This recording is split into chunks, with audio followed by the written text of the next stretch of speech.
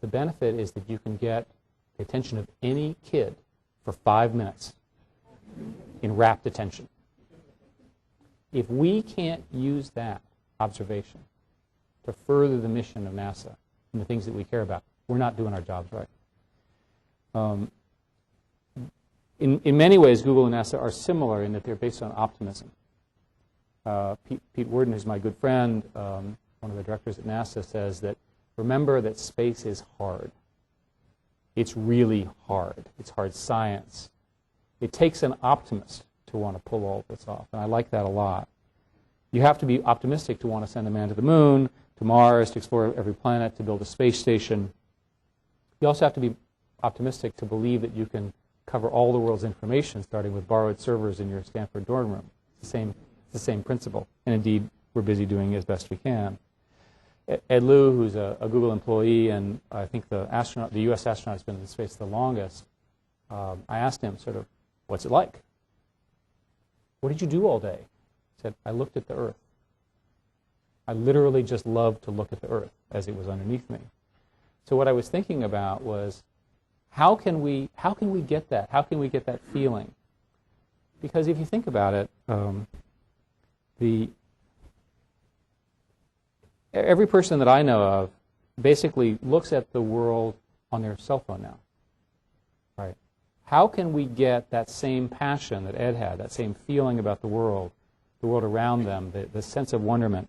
Today people spend literally so much time looking at this screen or the other choices as well. How can we get that information? And I think that is our joint mission.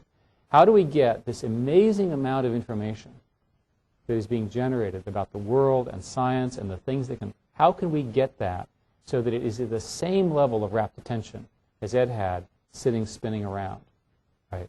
Looking at the wonderment that is the world around us. That's why I'm such a strong supporter of NASA. That's why Google is such a strong partner for NASA. And that's why we're so very, very happy to wish NASA a great 50th anniversary. So thank you very much. I'm interested in your questions and comments.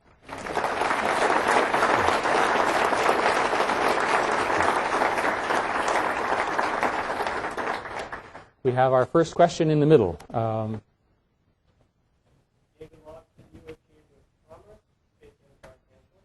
let's see if we can get I think the lady has a mic for you. That'd be great if you could. That way they could hear you on the videotape. David Logston, U.S. Chamber of Commerce, Space Enterprise Council. Thanks, David.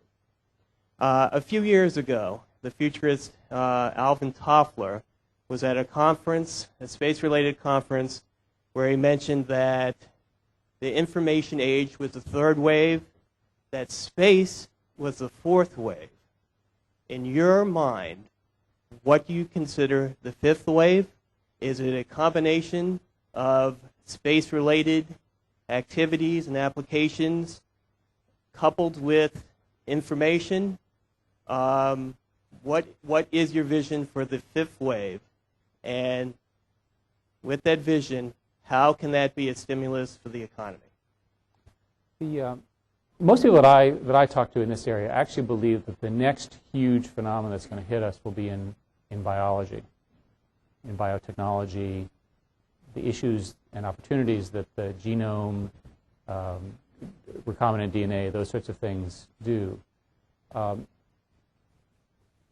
think all of us are, to some degree, enablers of that next wave. And the argument is pretty simple.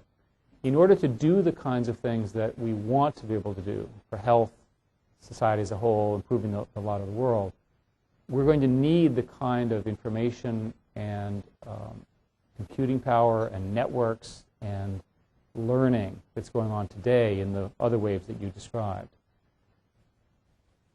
It's probable that the combination of the creation of this enormous information network that I talked about earlier, the commercialization of space, which the NASA leadership has done a tremendous job moving forward. If you think about 10 years ago versus now, again, which also creates a large number of jobs, a large number of opportunities, and this openness, right, making it possible for people to enter the system at the appropriate things.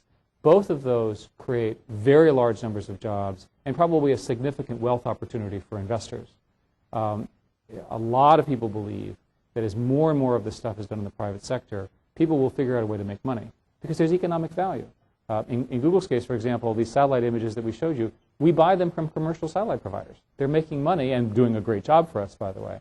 There are many, many new things of that type that can be done. So one of the reasons that I'm here is to say to you all that there are tremendous private opportunities for investment in space technology, high technology, and information technology. Google is an example of it. There will be many others. Eventually, I think all of us will be subsumed to some degree under this biology and biotech because the promise is so strong. They're not quite there yet because the computers aren't quite fast enough. We don't really quite understand the networks quite well, but everybody's working on it. Yes, sir. Let's see if we can get a microphone.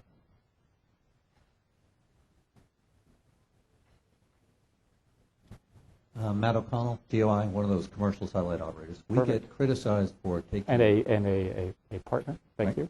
Thank you for all those nice pictures. Thank you. We get criticized for taking pictures of areas that some people think are sensitive. And I know that Google, there's been a debate about whether or not you should show those pictures. I think the arguments in favor of openness are winning, but I'd love to hear your comments because I get it all around the world.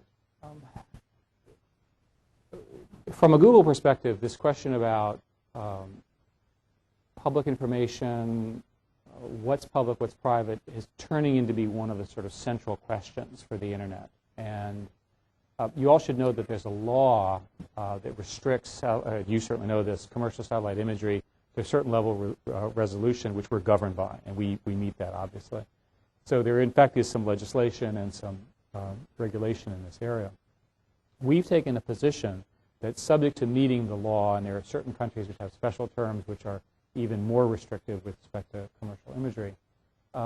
We want to get as close to that as we can because we think the society benefits from such pictures. The fact of the matter is that I think we're in a transition period where people are learning that things which are, what they thought were not generally known are becoming more generally known. My favorite examples are these situations where something from space, people assume that you'd never see it from space, but in fact it's embarrassing or the wrong thing or so forth, and people are making appropriate changes. So I think this is a transitional period. The benefits of being able to see that third dimension, what pilots see when they fly, turns out to be phenomenal. I talked to Queen Noor about her husband who died, who was a pilot, and she told me that part of the reason he was a pilot was that when he flew around the Middle East, he never saw any boundaries. He never saw the little lines that we see on the map, which is what we assume those lines are like etched in the desert, right? We all know where they are, right? It's right there on the map, but it really isn't. I went to a photography show from one of the astronauts who was particularly good at mid-format camera photography, showing what the Earth really looked like. And I think that it's both a message of peace, but also a message of the importance of the Earth that I think we want to get out. There are some things that we do to be responsive to this. We are very, very careful not to show real time because we think real time could be misused in, you can imagine, 20 ways in which real time images could be used. And we also have various mechanisms for things which are sensitive or inappropriate to try to consider whether we should remove those as well. So we want to be sensitive to that. But the overwhelming conclusion is that society benefits from more of that kind of imagery being available. And thank you for helping make that happen. More questions? Way in the back.